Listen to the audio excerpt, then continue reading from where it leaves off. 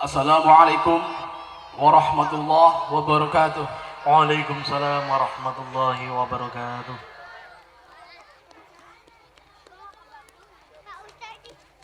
Alhamdulillahilladzi ba'isir rusul ahda bihi minna ahmadas subul.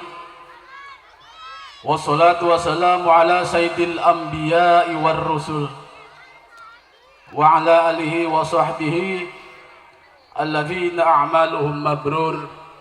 Amma ba'du. Qala Allah ta'ala fi kitabihil aziz wa'bud rabbaka hatta ya'tiyakal yaqina. Shadaqallahul adzim.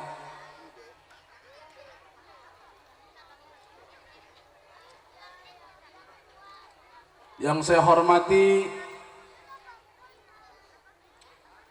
Hadratil Mukarramin, para kiai, para ulama, para habaib, para sesepuh, para jawara, para jagoan, para wingit, mungkin para petapa, para jawara yang baru pada turun gunung, atau mungkin yang hobinya naik gunung,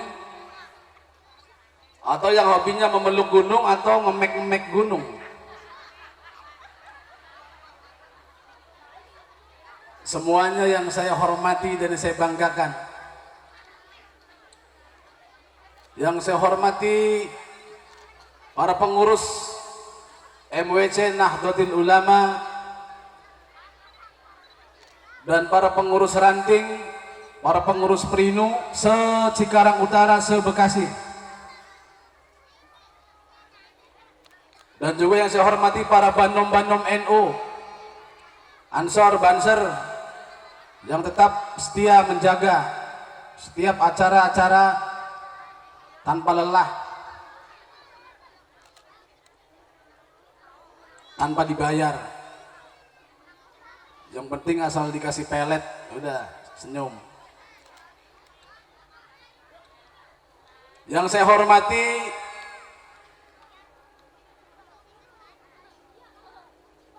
orang aneh yang berada di dalam pondok sana,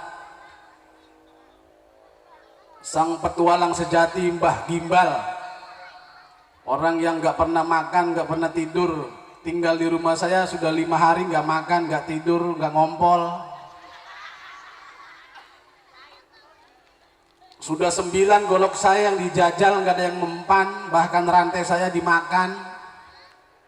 Yang nanti pada malam hari ini akan saya naikkan ke panggung untuk atraksi. Jadi beliau nanti suruh ceramah sambil diikat pakai rantai. Nanti terserah siapa yang mau ikat. Kalau ibu-ibu penasaran takut rekayasa, udah ibu-ibu naik 10 orang ikat tuh Mbak Gimbal. Habis diikat digembok. Habis digembok rodongin sarung. Pules. Yang saya hormati penceramah kita juga Gus Manyar. Karena kenapa Manyar ya, suaranya cempreng, rame kayak burung manyar. Pokoknya ibu-ibu gak bakal bosen dan gak bakal ngantuk dah. Orangnya ganteng, ngomongnya pinter. Yang saya hormati juga, mana ya ada orangnya, sepuh saya biasa langganan, Habib Abdurrahman Assegaf, yang mungkin sedang kena lampu merah, masih di jalan macet.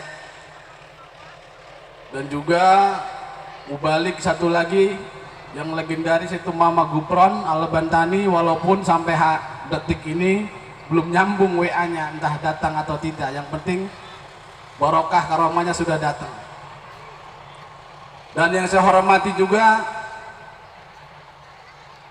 para instansi pemerintah, baik sipil maupun militer, baik dari Kapolsek, Kapolres, atau dari TNI. Yang saya hormati Bapak Kepala Desa kita yang tadi sudah naik ke panggung memberi sambutan yang begitu wah, yang mana beliau katanya nanti akan bikin undian, jadi rakyat Cikarang Kota akan diumrohkan satu persatu, amin. Mudah-mudahan kita doakan biar terkabul, amin. Mudah-mudahan saya dulu, amin. Baru ibu-ibu belakangan, amin. Iya, kalau saya udah berangkat, ibu-ibu belakangan kapan aja. Yang saya hormati juga para staf-stafnya, dari mulai dusun, RW, RT, Hansip, dan semua staf desa Cikarang Kota yang mudah-mudahan tetap semangat untuk mengikuti pengajian di lapangan kita tercinta, yang mana walaupun dulu lapangan ini tempat jin buang anak, tempat jurik nyiliwuri, tempat orang berak, sekarang alhamdulillah lapangan kita udah terang benderang. Dan tak lupa takut sewot, yang saya hormati para hadirin, bapak-bapak, ibu-ibu, emak-emak, pompon, nenek-nenek, cangcing, yang semuanya demi Allah Bu, jujur, demi Allah, demi Rasulullah, kalau saya ngelihat dari sini semuanya cakep semua, karena gelap. Dan juga yang saya hormati para santri, para jamaah Syekh Mahabbatillah yang tetap setia tanpa batas, setia berkhidmat tanpa syarat, karena tanpa dari bantuan para santri, para jamaah sangatlah berat untuk melaksanakan acara ini. Dan juga tak lupa para anak-anakku, para anak-anak yatim, yang mudah-mudahan diberikan kekuatan untuk mengarungi hidup ini dengan penuh semangat, untuk mengarungi hidup ini dengan penuh keuletan, cita-cita yang luhur, keyakinan yang membara, sehingga kelak nanti setelah mereka besar, anak-anak yatim kita yang hari ini kita kumpulkan mudah-mudahan bisa menjadi orang-orang yang sukses. Ada yang jadi amil, jadi RT, jadi RW, jadi dusun, jadi lurah, jadi ustadz, jadi kiai, jadi ulama, jadi polisi, TNI, bahkan bisa jadi ada yang jadi presiden, walaupun cuma dalam mimpi. Amin ya robbal alamin.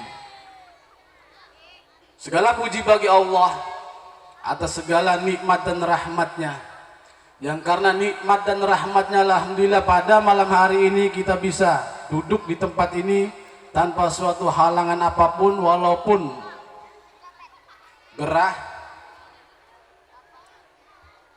tapi kalau kita bersabar akan jadi berkah.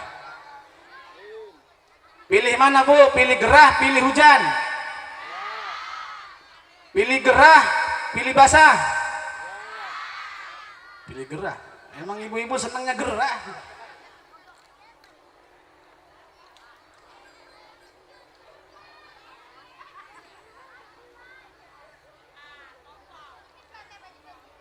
Salawat salam semoga senantiasa dilimpah curahkan pada paduka alam Nabi besar Muhammad sallallahu alaihi wasallam beserta para keluarganya, para sahabatnya, para pengikutnya hingga akhir zaman, dan mudah-mudahan kita semua yang hadir di sini termasuk ke dalam golongan umatnya yang kelak akan mendapatkan syafaatul udma di yaumul qiyamah, amin ya rabbal alamin.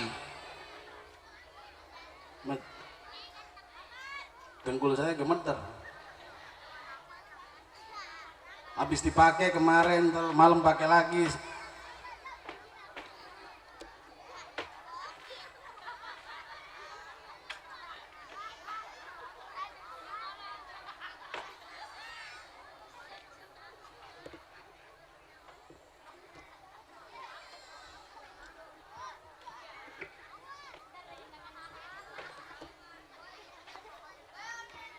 Kalau begini kan enak, serasa duduk di pakis.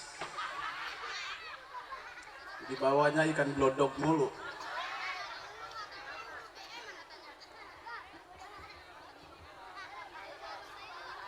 Hadirin yang saya hormati, ada orang yang bertanya, hari ini masih ada orang yang bertanya, bisa jadi yang bertanya itu orang atau bisa jadi cucunguk. Kenapa sih mesti ada maulid Nabi? Kenapa kelahiran Nabi mesti diperingatin segala, buang-buang biaya? Gak ada dalilnya, gak ada hadisnya, ada tetek bengek alasannya.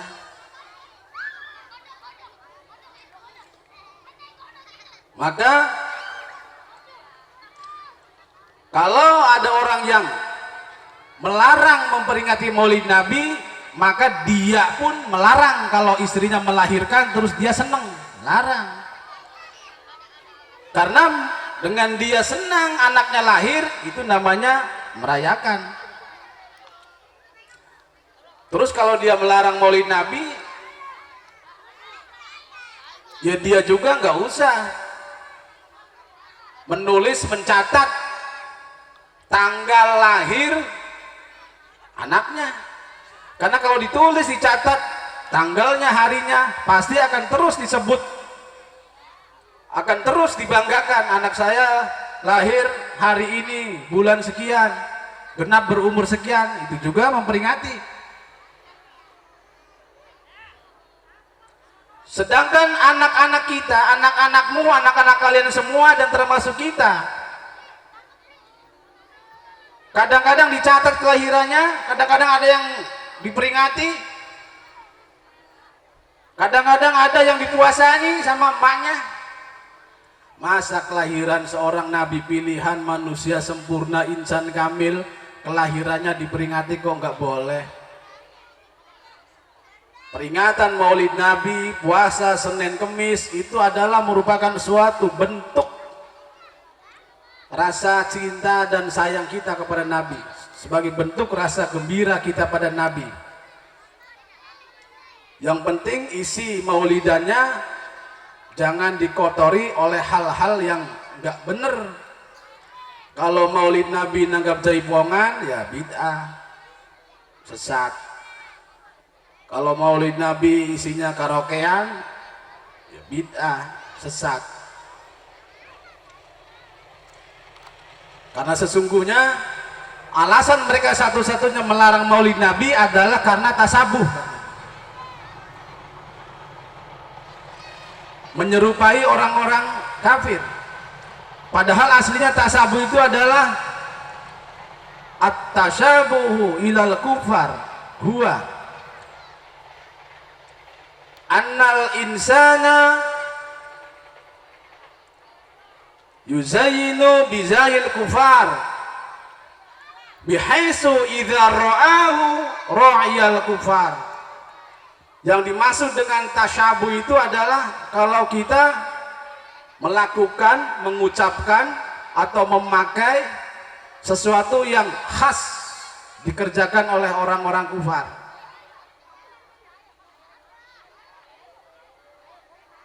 Tapi kalau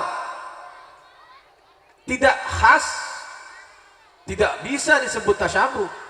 Jadi yang bisa disebut tasyabuh itu seandainya orang melihat kita itu, dia tidak menyangka kalau kita adalah muslim, tidak menyangka kalau kita bukan kufar, karena semuanya mirip. Nah, sedangkan yang dilakukan oleh kaum muslimin di zaman sekarang, di pengajian-pengajian An-Nahdiyah seperti yasinan, apakah yasinan mirip dengan orang Hindu? Enggak, karena di dalamnya dibacakan yasin, di dalamnya adalah ilaha illallah, di dalamnya ada surat-surat Al-Quran, surat pendek, ada doa, enggak mirip, maka enggak bisa disebut tasyabuh. Atau tahlilan, apakah mirip dengan orang Hindu? Enggak, karena di dalamnya dibacakan Al-Quran, doa-doa, termasuk maulid Nabi. Apakah mirip dengan hari raya Galungan? Enggak, karena di dalamnya ada hadroan, ada sholawatan, ada pembacaan ayat suci Al-Quran, ada tausiyah. Enggak mirip, maka enggak bisa disebut tasyabuh. Jadi satu-satunya alasan yang membuat mereka ngomongin bid'ah dan melarang adalah karena mereka pelit. Mereka pelit karena mereka nggak mau buang-buang duit untuk acara-acara begini. Jadi untuk menutupi kepelitannya, mereka bilanglah bid'ah sesat, bid'ah dolalah. Karena kalau nggak mengatakan bid'ah dolalah, maka mereka mau nggak mau harus patungan untuk mengadakan perayaan Maulid Nabi. Kan pada pelit. Maka satu-satunya cara, udahlah bid'ah saja. Makanya seumur hidup dan sampai kapanpun, sampai kiamat akan terus terjadi perdebatan karena mereka nyeleneh, mereka melawan arus. Sesuatu yang sudah dikerjakan oleh nenek moyang kita dari zaman dahulu kala, dari zaman leluhur, zaman para ulama sudah dikerjakan, sekarang tiba-tiba dibantai, sekarang tiba-tiba dilarang, tiba-tiba disesatkan, dibid'ahkan, maka nggak bakal bisa. Karena siapa mereka? Dari segi apapun mereka jika diadu dengan ulama-ulama ahlu sunnah wal jamaah, ulama-ulama NU, mereka nggak ada apa-apanya. Baik dari segi keilmuan, dari segi kedikjayaan, dari segi kekayaan, dari segi bini aja mereka kalah. Ustadz-ustadz, kiai-kiai NU, banum-banum NU, laskar-laskar NU, banyak yang bininya 2, 3 termasuk Mbah Buyut. Bininya nggak satu, setiap tikungan ada. Orang Wahabi Salafin mana ada yang poligami, jarang. Makanya tanamkan dalam hatimu wahai para santri, para jamaah, para anak-anak muda, jangan pernah kalian mengikuti apa-apa yang menantang arus. Kalau kalian mengikuti yang menantang arus, modar. Seperti ada mobil tronton lewat, kalian tabrak, mati. Ada truk lewat, kalian cekat, modar. Modarnya bukan pahlawan, mati. Matinya konyol kayak tikus kejepit lemari, mati. Jadi Islam gak mengajarkan kita untuk bodoh, Islam mengajarkan kita untuk pinter, cerdas, adil. Makanya dalam Islam kalau orang putus asa saja sudah nggak boleh, karena barang siapa yang putus asa, wa may yai'asu min rahillah fahuwa minal kafirun. Barang siapa orang yang putus asa, frustasi, putus harapan dari rahmat Allah, maka dia termasuk dalam golongan orang-orang yang ingkar, kafir. Apalagi bunuh diri. Terutama nih di sini nih yang rame nih, ibu-ibu yang punya anak jadi rojali, rombongan jamaah liar. Artinya rojali itu, Bu, rombongan jamaah liar. Sekali lagi, Bu, rojali itu adalah rombongan jamaah liar. Isinya adalah anak-anak kecil, anak-anak remaja, bahkan ada yang tuanya, karena yang tua lah yang ngedalangin. Tujuannya untuk mengeruk duit dari medsos. Jadi anak-anak ibu dikorbankan, anak-anak ibu ditumbalkan untuk bikin konten yang mana meraup untung miliaran adalah orang-orang yang berada di balik semua itu. Dalangnya yang kaya. Anak-anak ibu tetap aja gembel, kere, miskin, mati lagi. Gak usah punya anak, bro, kalau anaknya dibiarkan jadi rojali. Daripada anak ibu mati di destruk, mending ibu matiin aja di rumah, gak usah kasih makan. Anak-anak zaman sekarang kan kadang-kadang susah diatur karena emaknya juga nggak bisa diatur. Disiapkan pengajian gratis, tempatnya diluasin, digedein, kadang-kadang dikasih hadiah, dikasih jajan, kasih ini, malah nggak pada mau. Dari rumah berangkat, nggak taunya nongkrong di warung, sepi dikit keluyuran. Itu anak-anak ibu tuh yang pada ngaji di tempat saya itu, dari rumah mah di depan rumah penuh kalau sore, tapi begitu ngaji separohnya juga enggak, karena separohnya nongkrong di warung, separohnya jadi rojali. Itu anak-anak ibu-ibu yang mungkin ada di Cikarang Kota. Dan kadang-kadang anak-anak Rojali ini mengundang anak-anak yang lain dari ujung Berung, mengundang anak-anak yang lain yang jauh dari mana-mana, diundang untuk kumpul di sini, kumpul di lapangan, kumpul di warung-warung.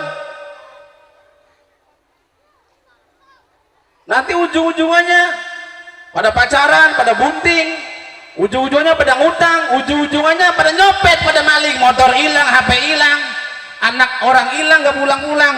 Itu akibat ibu-ibunya membiarkan anak-anaknya keluyuran, jadi rombongan jamaah liar. Maka saya pikir percuma saya ngadain pengajian setahun 5 kali, selalu mengundang ibu-ibu, menyantuni anak-anak yatim, tapi semakin hari pengajian semakin sepi karena semakin banyak yang ikut ke dalam jamaah Rojali. Dan ibu-ibunya pada seneng-seneng aja, diam-diam aja di rumah, bahkan pada bikin lagi, nambah banyak anaknya. Pugu yang udah merocot yang gak diurus. Anak itu amanat, Bu, Pak. Bukan berarti cukup dilahirkan, cukup dikasih makan, enggak. Kalau cuma dilahirkan, kucing juaranya, sekali lahir procot, 2, 3 tanpa bidan. Anak nggak cukup dikasih makan. Kalau cuma kasih makan, embe paling pinter, asal dibawa ke lapangan kenyang semua. Tapi anak itu ada hitung-hitungannya dari mulai dia lahir sampai dia meninggal. Ada hitung-hitungannya. Jadi kalau ibu-ibu dan bapak-bapak nggak bisa mendidik anak, maka ada perhitungannya nanti di hari akhir. Ibu-ibu walaupun ahli ibadah, bapaknya ustadz, kiai, sholat malamnya rajin, tapi kalau anaknya nggak dididik, maka ibu-ibu dan bapak akan berurusan dengan mahkamah pengadilan Allah.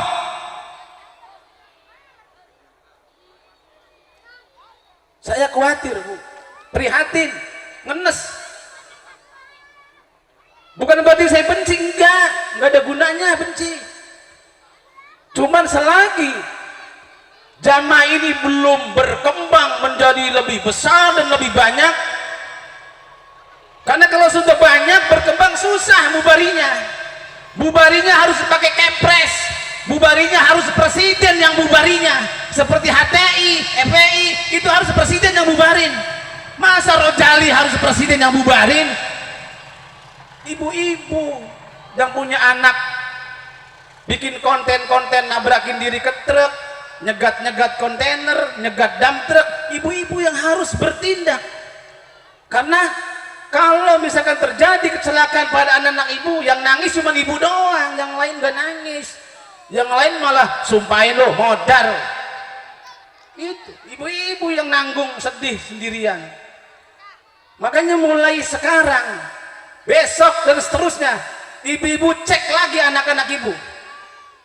Kalau dia bilang mau ngaji, lihat di tempat pengajian ada enggak. Kalau dia bilangnya mau ngaji, cek pulang bisa ngaji apa enggak. Jangan sampai seumur hidup bilangnya mau ngaji, nggak taunya gede di jalanan, nggak taunya bikin konten, nggak taunya jadi jamaah liar. Justru jamaah liar sekarang ini lagi diburu oleh aparat. Hati-hati, Bu, bukan cuma di dunia, ibu kesulitannya di akhirat terutama. Hati-hati. Makanya kalau ibu punya anak seperti itu, udah nggak nurut diajarin, nggak bisa dididik, buang ke pesantren kalau ibu pengen aman. Kalau pesantren yang deket nggak bisa, buang ke Jawa Tengah, Jawa Timur. Buang. Daripada ibu kehilangan anak seumur hidup, mending ibu kehilangan anak setahun, 2 tahun, 3 tahun. Kalau mondoknya cuma di seputar-seputar Cikarang, tetap susah anak zaman sekarang. Karena apa? Ada handphone, ada Android.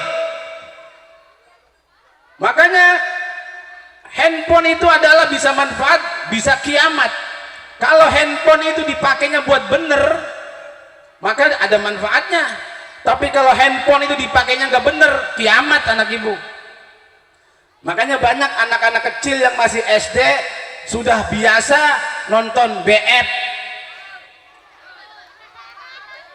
Iya, Karena narkoba itu bukan cuma narkoba. Kalau narkoba kan namanya narkoba itu narkotika, narnya itu artinya narkotika, baknya apa, narkotika, koknya psikotropika, baknya bahan-bahan aktif yang berbahaya seperti lem, tener, itu narkoba. Ada lagi yang lebih bahaya dari narkoba, yaitu narkolema, narkoba lewat mata. Kalau anak ibu baru umur 10 tahun, 12 tahun sudah biasa nonton film-film panas, sudah biasa nonton film-film BF, semi BF, maka gak mustahil suatu saat anak-anak ibu akan memerkosa ibunya sendiri. Lihat aja tanggal mainnya. Gak mustahil dia akan memperkosa neneknya sendiri. Sekarang aja udah banyak anak-anak SD yang merkosa ayam, merkosa entok, merkosa kambing. Banyak. Karena apa? Karena narkolema, narkoba lewat mata, handphone. Kiamat anak ibu. Dan kadang-kadang narkolema ini nggak peduli mau dia ustadz, mau dia anak kiai, mau dia pejabat, karena seneng nonton kayak gitu, seneng. Nggak taunya otaknya teracuni, nggak bisa tidur. Udah kalau nggak bisa tidur ya, kalau nggak makan ya bahaya. Yang terakhir, jadi yang pertama saya pesan terus adakan Maulid Nabi buat santri-santri saya, jamaah-jamaah saya. Bila nanti kalian pulang ke tempat tinggal masing-masing, adakan di tempat tinggal masing-masing, di musola-musola, di masjid-masjid, adakan Maulid Nabi. Gak usah dengerin orang-orang yang melarang Maulid Nabi, bidah sesat tai kucing, gak usah. Gak usah. Rajaban bidah sesat, gak usah. Itu bukan bid'ah, bukan sesat, tapi pelit. Pelit. Yang kedua, jaga anak-anak ibu, jangan sampai jadi rojali. Karena rojali ini istilah baru bagi anak-anak yang badung, anak-anak yang gak nurut sama orang tuanya, anak-anak yang gak nurut sama gurunya, anak-anak yang gak mau belajar, gak mau sekolah, gak mau ngaji. Makanya walaupun ngajinya katanya sudah 5 tahun, 6 tahun, 7 tahun, masih ikro baik. Coba anak-anak ibu yang biasa keluyuran, cek sampai rumah ngajinya ikro. Ya karena jarang ngaji, dari rumah berangkat cuman muter doang, gak taunya nongkrong di lapangan, nongkrong di warung, malam dikit berangkat ke jalan-jalan. Kalau siang sore pulang sekolah nongkrong di taman-taman, di jalan-jalan, nunggu truk lewat. Itu bahaya, Bu. Kalau kau usap setan, nabrakin diri ke truk modar, bahaya. Itu anak ibu capek-capek ngelahirin, ngandung 9 bulan, ngeden, sakit ngelahirinya, nangis bersimbah air mata dan darah. Resikonya nyawa ngelahirin. Emang bikinnya sih enak, bikinnya mah enak, Bu, tapi ngelahirinya taruh nyawa.